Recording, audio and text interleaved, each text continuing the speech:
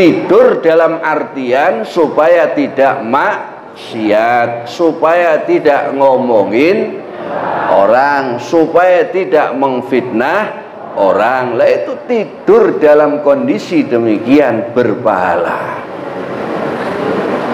Paham Pak ya? Asal jangan tidur waktu ngaji sajalah. Assalamualaikum warahmatullahi wabarakatuh. Waalaikumsalam warahmatullahi wabarakatuh. Alhamdulillah wassalatu wassalamu ala Rasulillah la nabiyya ba'dah. Yang saya muliakan Bapak Pembina Majelis Duha, Bapak Kiai Haji B. Haji Sam. Yang saya muliakan Bapak Haji Hamidi. Saya muliakan Bapak Haji Bustami. Yang saya muliakan para imam Bagai Syarat Masjid Al-Huda, bapak-bapak, ibu-ibu, semuanya yang tidak kami sebutkan satu persatu. Mudah-mudahan di pagi hari ini kita semua mendapatkan berkah dari Allah Subhanahu wa ta'ala. Bapak Ibu hadirin yang saya muliakan, pada pagi hari ini mari kita bersama-sama kita niatkan untuk menuntut ilmu yang mana baginda Nabi Sallallahu Alaihi Wasallam telah bersabda, man kharaja fi talabil ilmi, siapa yang keluar menuntut ilmu, wa huwa fi sabilillahi, dia termasuk orang yang berjuang di jalan Allah, jihad fi sabilillah. Mudah-mudahan jihad kita menuntut ilmu ini bisa menambahkan ketakwaan kita kepada Allah Subhanahu wa ta'ala, mendapatkan ilmu yang manfaat. Hadirin wal hadirat rahimakumullah, dikatakan di dalam kitab Hikam Ibnu Athaillah As-Sakandari rahimahullah ta'ala, tanawwa'at ajnasul a'mali litanawwi waridatil ahwal. Beraneka ragamnya jenis-jenis amal itu disebabkan beraneka ragamnya keadaan, kondisi hati manusia.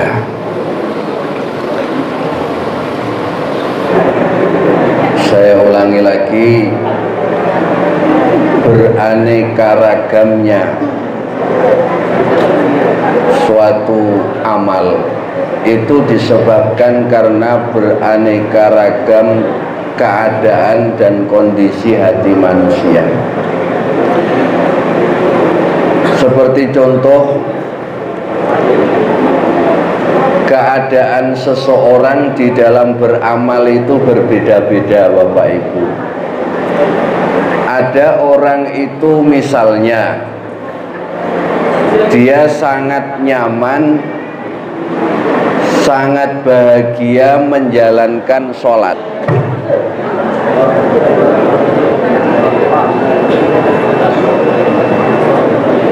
Ada seseorang itu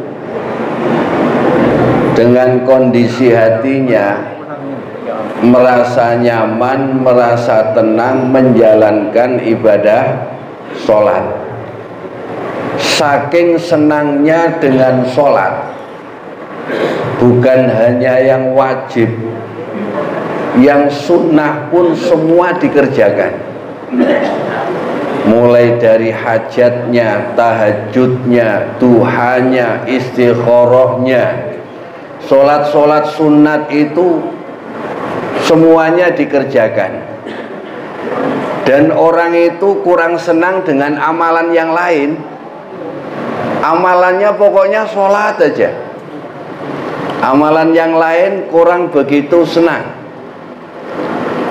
Pokoknya kalau sudah sholat tiap hari, selain yang wajib, yang sunnah-sunnah dikerjakan. Karena dia nyaman kondisi hatinya dengan menjalankan ibadah sholat, baik itu yang wajib maupun yang sunnah. Ada lagi orang itu jarang sholat sunnah. Kalau diajak sholat sunnah itu kurang senang. Tetapi ahli sedekah ya, ahli sedekah, selain yang wajib, sholat sunnah ini jarang. Orang biasanya kalau sehabis menjalankan sholat wajib mengerjakan qobliyah ba'diyah, ini enggak. Tapi kalau dengan sedekah senang, dimanapun saja sedekah. Ini sedekah. Ada orang kaya dikasih sedekah, boleh sedekah dengan orang kaya? Boleh. Nabi itu pernah ngasih contoh, ada orang kaya tapi pelit. Orang kaya pelit. Nabi ngasih contoh, orang kaya tersebut diberi sedekah. Akhirnya yang kaya tadi mengatakan, Rasulullah ini hidupnya pas-pasan tapi masih mau sedekah sama saya. Akhirnya orang kaya tadi insaf, kemudian mau bersedekah. Jadi orang miskin sedekah sama orang kaya nggak apa-apa. Tujuannya supaya ngasih contoh, yang kaya pelit tadi jadi ahli sedekah. Ya kan? Kondisi kita kan beda-beda, Pak. Ada kalau habis sholat itu jarang wirid. Selesai sholat yang lain wirid, ya enggak wirid. Tapi dia punya amalan-amalan yang lain. Ya, apa itu? Ahli baca Quran. Pokoknya habis sholat langsung baca Quran. Nah, ini baca Quran. Apakah kondisi demikian disalahkan? Boleh-boleh saja. Karena kita tidak tahu amal mana nanti yang akan diterima oleh Allah. Iya kan? Kita kan gitu ada. Ada lagi ya, orang itu ya baca Quran jarang, sholat sunnah jarang, apalagi sedekahnya jarang, tapi ahli sholat duha. Iya, ahli sholat duha. Pokoknya kalau ndak duhanan nyesel. Nah ini, itu kan. Sedekah jarang, baca Quran jarang, sholat pokoknya kalau ndak ahli duha, kalau ndak duha nyesel pokoknya. Nah ini, apakah kondisi demikian disalahkan? Tidak. Siapa tahu nanti dia mendapatkan rahmat ampunan dari Allah lewat sholat duhanya. Paham ya? Ada lagi orang itu ya, mohon maaf, baca Quran jarang, sholat sunnah jarang, sedekah jarang. Tetapi setiap dia mau diajak maksiat sama temennya, dia bilang lebih baik aku tidur. Jadi di mana-mana itu sering tidur, tapi tidurnya menjauh dari maksiat. Lah tidur dalam posisi ini pahalanya besar, Bapak. Paham ya, Pak ya? Ibadah umat akhir zaman ini termasuk tidur. Ya. Betul, Pak? Lah, orang ngaji itu beda-beda. Kewajiban kita itu hanya ngaji, Pak. menuntut ilmu yang mencerdaskan Allah. Jadi kita tidak boleh menuntut untuk supaya cerdas, ya. Selagi orang tersebut mau menuntut ilmu, itu sudah alhamdulillah hidayah kecerdasan dari Allah. Ada orang itu kalau ngaji maaf ya jarang paham, tapi rajin. Tapi rajinnya dia mengaji, Allah subhanahu wa ta'ala tetap memberikan keistimewaan. Nah, sehingga hatinya tajam, hatinya bisa membedakan mana yang baik, mana yang buruk. Walaupun apa yang disampaikan Pak Kiai Bahagia Sam itu nggak paham, tapi hatinya paham. Oh, ini nggak boleh, ini boleh, ini halal, itu haram. Nah itu Pak ya. Nah, ini kita yang di sini kondisi amal kita kan beda-beda Pak, betul nggak? Maka jangan disalahkan kalau ada kiai yang beristri senang lebih dari satu Pak. Jangan dicaci maki, betul nggak Pak? Iya, biarkan, karena yang ngurusin kan dia. Nggak usah disalahkan, ya. Karena memang dia itu nyaman beristri lebih dari satu dan bertanggung jawab. Jadi nggak usah dicaci maki. Nah ini loh. Karena itu memang kondisi jiwanya dia memang senang demikian. Paham Pak ya? Ada orang yang ya punya amal kesehariannya itu nggak ada punya amal apa-apa, kecuali kalau pas dia lewat ada sesuatu yang membahayakan disingkirkan, ada sampah mengganggu di pinggir jalan disingkirkan. Nggak punya amalan yang lain, hanya itu saja, karena dia nyaman dengan kondisi seperti itu. Siapa tahu dengan amal yang kelihatannya remeh tetapi Allah mencintainya. Nah, dulu zaman Rasulullah ada seseorang itu yang hari-harinya itu membersihkan masjid sehingga banyak dicemooh sama orang. Hari-hari membersihkan masjid, mulai dari pagi, siang, sore, saking cintanya dengan masjid. Sehingga pada suatu ketika orang tersebut jarang lagi nampak membersihkan masjid. Ditanyakan sama Rasulullah, wahai sahabat, ya ashabi, di mana orang itu yang biasa nyapu masjid, bersihkan masjid? Ya Rasulullah, kemarin barusan meninggal. Kenapa engkau tidak memberitahu kepada kami? Saya khawatir Rasulullah karena sedang sibuk, mengganggu kesibukannya. Hanya Rasulullah mengatakan, mari kita bersama-sama mendatangi kuburnya dan saksikan, kata Rasulullah, orang yang biasa nyapu masjid tadi min ahlil jannah. Lumayan dapat pengakuan Rasulullah min ahlil jannah, kan lumayan Pak. Nah ini kelihatannya remeh, tapi dia senang mencintai masjid. Saking cintanya, masjid itu jangan sampai kotor. Nah ini Pak, dia nggak punya amalan yang lain, hari-harinya cuman bersihkan masjid. Mudah-mudahan mudin kita demikian, amin. Yang biasa membersihkan masjid ya, mudah-mudahan ahli surga. Itu. Ada lagi di zaman sahabat namanya Sa'ad. Sa'ad ini seperti yang saya sampaikan, sholat sunnah jarang.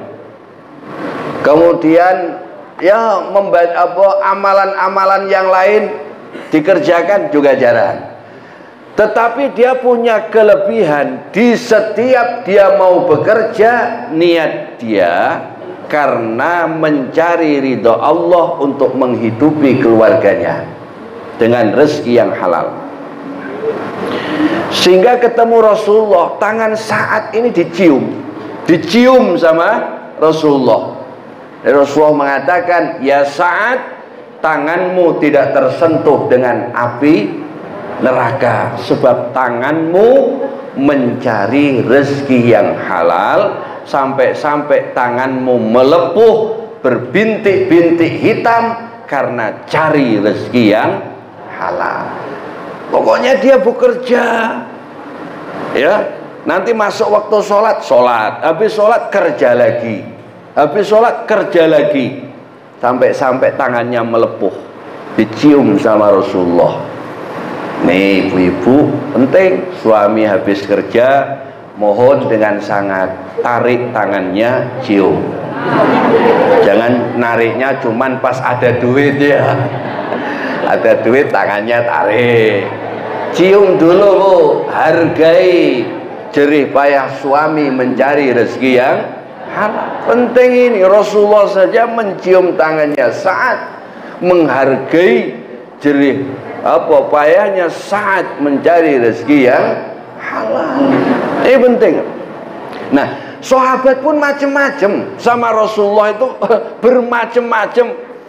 Ada sahabat lagi kalau pas zikiran itu suaranya keras. Kalau nggak pakai suara keras nggak marem. Jadi kalau zikir baca la ilaha illallah itu kalau nggak dikeraskan nggak marem. La ilaha illallah, la ilaha illallah. Kalau nggak dikeraskan nggak marem. Marahkah Rasulullah? Tidak. Bencikah Rasulullah? Tidak. Rasulullah mengatakan barangkali dia masuk surga dengan amalnya. Oh, itu ya. Paham enggak gitu? Ada lagi sahabat yang selalu nyagil Rasulullah, selalu humoris sama Rasulullah, kadang-kadang juga melului Rasulullah. Ya, siapa? Sahabat Nuaim. Sahabat Nuaim nih, ya pernah suatu ketika makan di pasar. Misalnya di pasar, setelah makan sahabat Nuaim mengatakan pada penjualnya, nanti yang akan nanggung Rasulullah, yang akan bayar Rasulullah, tinggal pergi. Akhirnya ini jual makan nanti nagih, ya Rasulullah, tadi kata Nuaim disuruh minta duit, ya karena dia tadi makan di warung kami. Nah ini Rasulullah ketawa, ini pekerjaan Nuaim. Dan Rasulullah menghargai, barangkali Nuaim ini nanti masuk surga karena sering membuat hati saya gembira. Penting. Haji Bustami ini kalau ngaji kan banyak humornya. Ya siapa tahu dia masuk surga lewat humorisnya, kan itu. Betul nggak kira-kira? Buat kita ini senang. Iya, diaminin aja kan. Rasulullah mengatakan barangkali nanti Nuaim itu masuk surga karena dia selalu menyenangkan hatiku. Selalu bercanda, membuat hatiku senang. Oh ini Masya Allah, kan? Nah, ada lagi sahabat namanya Umar. Umar ini diberi gelar Al-Faruq. Al-Faruq saking tegasnya membedakan mana yang halal, mana yang haram. Nah, umatnya Kanjeng Nabi juga ada demikian, tegas seperti Habib Rizik, tegas, ya kan? Al-Faruq, ya kan? Membedakan mana yang halal, mana yang haram. Ya, selalu dipegang pedang. Kalau siapapun yang berani mencaci Rasulullah, siapapun yang berani menyakiti Rasulullah, maka pedang ini menjadi taruhannya Sayyidina Umar, ya kan? Itu amalannya memang demikian.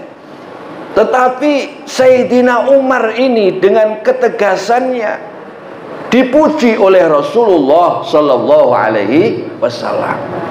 Sampai-sampai ada sahabat Ali diberikan karomah oleh Allah. Kalau selain Nabi namanya karomah.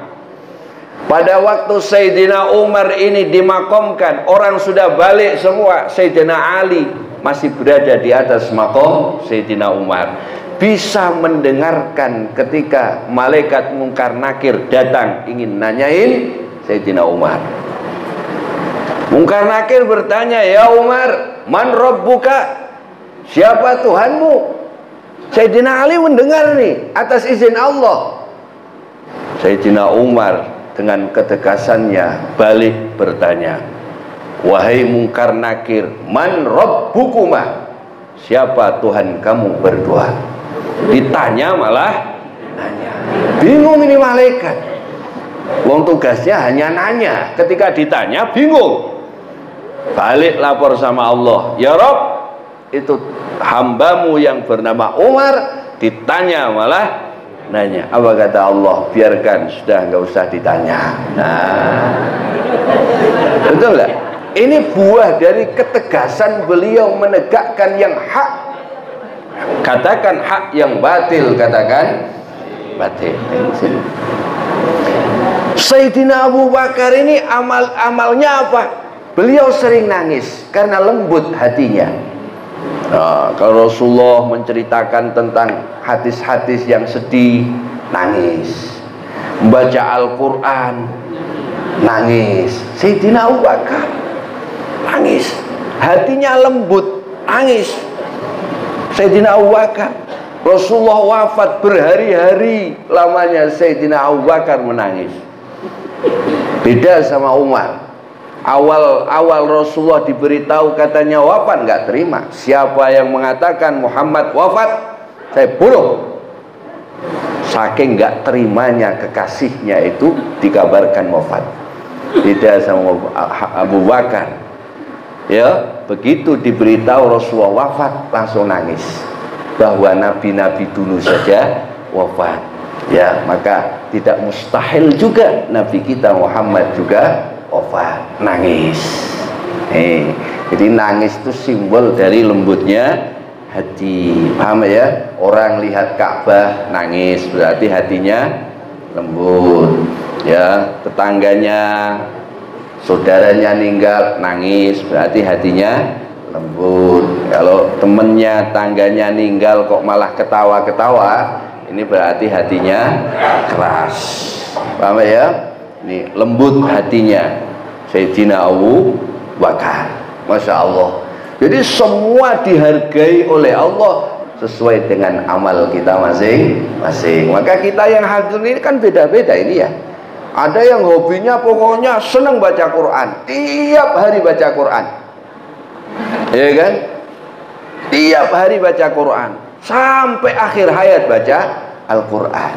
Ada lagi yang niru-niru, kepengen mencintai baca Quran, 1 tahun baca Quran tiap hari. Sudah itu seumur hidup nggak pernah baca Quran. Niru-niru ya. Kita ini beda-beda Pak. Ya, ada yang senangnya sholat sunat, setiap sholat sunat apapun dikerjakan, tidak ada amalan lain. Ada yang senangnya baca Quran, ada yang senangnya sholawat. Pokoknya Quran jarang dibaca, jadi kemanapun sering baca sholawat. Sampai-sampai senangnya baca sholawat. Suatu hari dia masuk ke makbarah, ke kuburan. Di situ dia baca sholawat. Allahumma sholli ala Sayyidina Muhammad wa ala ali Sayyidina Muhammad. Barokah dari dia membaca sholawat di kuburan itu, maka ahli kubur yang sedang diazab oleh Allah diberi keringanan oleh Allah sebab barokah bacaan sholawatnya. Jadi jangan menganggap remeh Pak. Sholawat itu dahsyat. Saya dikasih amalan, ada sholawat pelancar rezeki, namanya sholawat Jibril. Sallallahu ala Muhammad. Sholat Jibril, sholawat yang paling tua itu. Maharnya siapa? Nabi Adam menikahi Siti Hawa. Sholawat Jibril namanya. Sallallahu ala Muhammad. Ini kalau istiqomah ngamalin Mbak, sehari semalam saja 1000 kali, insya Allah nanti akan diberikan kelancaran oleh Allah. Karena pintu dari semua yang ada di muka bumi ini Rasulullah. Pintunya rezeki Rasulullah. pintunya dari setiap kesusahan Rasulullah. Artinya apa? Sebelum minta sama Allah, banyak-banyak baca sholawat, iya kan? Apalagi malam Jumat itu langsung dinampakkan di hadapan Rasulullah, ini umatmu Fulan bin Fulan baca sholawat, langsung diketahui oleh Rasulullah, khusus pada hari Jumat dan malam Jumat, langsung disaksikan oleh Rasulullah. Kalau sholawat-sholawat selain hari Jumat itu diantarkan oleh malaikat di hadapan Rasulullah. Iya ya, beda-beda. Orang nanti masuk surganya karena sering baca sholawat. Sholawat macam-macam. Ada sholawat namanya tibil qulub. Jadi Bapak Ibu kalau sakit di samping apa berobat, jangan lupa banyak sholawat tibil qulub supaya diberi kekuatan, kesabaran, diberi cepat sembuh. Apa dibarengi baca sholawat, namanya sholawat tibil qulub. Nah ini jadi macam-macam Pak. Jadi kita ini jangan salah menyalahkan, jangan suudzon. Alah kamu itu tidak punya amalan apa, cuma tahajud be. Ya kemarin tuh ada seorang ibu-ibu di pengajian nanya, Gus, saya ini punya suami ini susah Gus diatur. Saya tanya dulu dari mana Bu sisi susahnya. Gini Gus, saya tanya, suami kamu sudah kerja? Sudah Bu. Tanggung jawab sama keluarga? Iya Gus. Ya, iya. Sayang sama anak? Iya. Lah yang ditanyakan ibu ini susahnya dari sisi apa? Dia itu loh Gus, kalau malam dibangunin untuk tahajud gak pernah mau. Bangun tahajud aja gak pernah mau. Paling bangunnya itu maunya pas ada naknya itulah. Ya, nak gimana Bu? Ya nak lah pokoknya. Nak ngajak kita cuman. Tapi kalau disuruh tahajud nak niat. Nah, saya balik mengatakan kepada ibu, walaupun suami ibu tidak mau tahajud itu kan sunnah Bu, tetapi suami ibu ini sudah cari rezeki yang halal. Ini sudah termasuk jihad fisabilillah. Cinta sama ibu, cinta sama anak-anak. Kalau dia nggak mau tahajud, ya biarkan Bu. Gitu enggak kira-kira Pak? Gitu. Ya. Istri ini kan di mana-mana rajin nih. Pokoknya semua rajin ini istri. Rajin bangunin itu. Tahajud. Kalau enggak mau tahajud, suaminya dimarah-marah. Enggak boleh, Bu. Enggak boleh. Suami pasti punya kelebihan dari amal sisi lain. Lah itu kerjanya saja mencari rezeki yang hal, jihad fisabilillah. Kalau dia belum mau tahajud, ya biarkan. Gitu loh Bu. Oh iya, terima kasih Gus atas pertanyaannya. Tanya. Iya ya. Ah itu. Daripada dia ahli tahajud, kalau malam tahajud terus, habis subuh tidur, tidak nak kerja. Pengen tidak Bu punya suami demikian? Malamnya tahajud terus, ya qiyamul lail, melek malam, habis subuh tidur. Nah, nak kerja, mau kira-kira? Oh, ninggalkan yang apa? Mengerjakan yang sunnah, ninggalkan yang wajib. Loh, bekerja itu kalau mau sukses, Nabi sudah ngasih resep. Allahumma barik li ummati fi bukuriha. Ini konsep supaya sukses. Bekerjalah di pagi hari, karena pagi hari itu pernah didoakan Nabi waktu yang barokah. Jadi kalau mau sukses, habis subuh jangan tidur, kerja. Sukses. Mau cari duit pagi hari, sukses. Satu, dapat doa dari Rasulullah berkah. Sisi lain karena memang masih energik. Betul nggak kira-kira Pak? Coba kalau kita malam kerja, energik nggak? Nggak, malam-malam kerja. Seharusnya untuk tidur malah untuk kerja. Ini nggak akan efektif Pak. Pagi hari waktu yang barokah. Mari kita saling husnudzon Pak ya, supaya kita ini mendapatkan pahala dari Allah. Husnudzon sesama kita, bahwa keadaan amal manusia beda-beda. karena keadaan kondisi hatinya. Ada yang senang baca Quran, nggak ada dia punya amalannya kecuali Quran itulah. Kemana-mana yang dibawa Quran. Orang bawa HP, bawa Quran, ya kan? Mana-mana bawa Quran. Ada lagi yang senangnya tahajud, dia nggak punya amalan yang lain kecuali setiap malam tahajud.